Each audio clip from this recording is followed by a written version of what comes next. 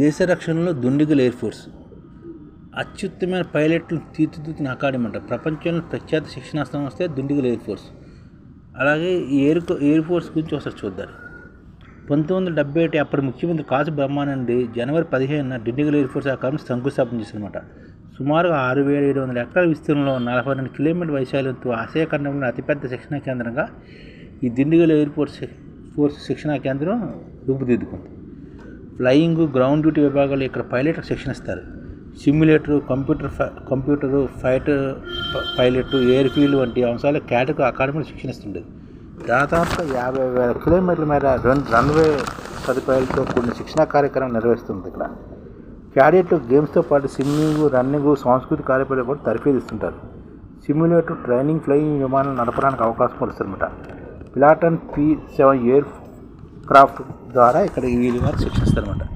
దేశ రక్షణలో army, navy, air force సేవలు విశిష్టమైనప్పుడు యుద్ధ సమయంలో ఎయిర్ ఫోర్స్ అవసరాలు చాలా ఉంటాయి. యుద్ధ విమానం నడపడంతో పాటు సైనికులకు కాపలావాల్సిన ఆయుధ సామగ్రిని, ఆహారం, వైద్య సేవను అందిస్తుంటారన్నమాట. టార్గెట్ను గురిచేసి శత్రులపై ఫిరంగులు మోయడానికి కూడా కావాల్సిన నైపుణ్యం గల పైలట్ను తీర్చిదిద్దడానికి దుండిగల్ ఎయిర్ ఫోర్స్ అకాడమీకి మంచి పేరుంది. ఇప్పుడు ఇక్కడ దుండిగల్లోని 14వ కంబైన్డ్ గ్రాడ్యుయేషన్ పీరియడ్ కూడా జరుగుతుంది.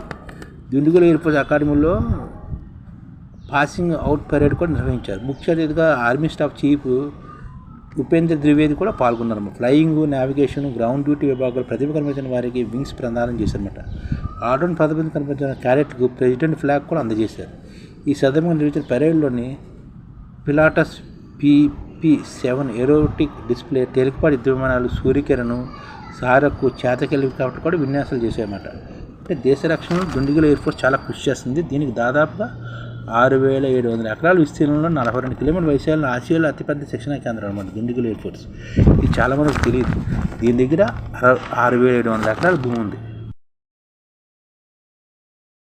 ఈ ఛానల్ ముఖ్య ఉద్దేశం ఏంటంటే మన తెలుగు రాష్ట్రాల్లో 1 కోటి మందికి సంఘటిత రంగాల్లో ఏ విధంగా ఉద్యోగాలు ఇవ్వవచ్చు, కనీస నెల జీతం 30,000 వరకు ఏ విధంగా ఇవ్వవచ్చు, ఏ విధంగా చేస్తే ఉద్యోగాలు సృష్టించబడతాయో వివరిస్తూ ఈ ఛానల్ వీడియోలు వస్తాయి.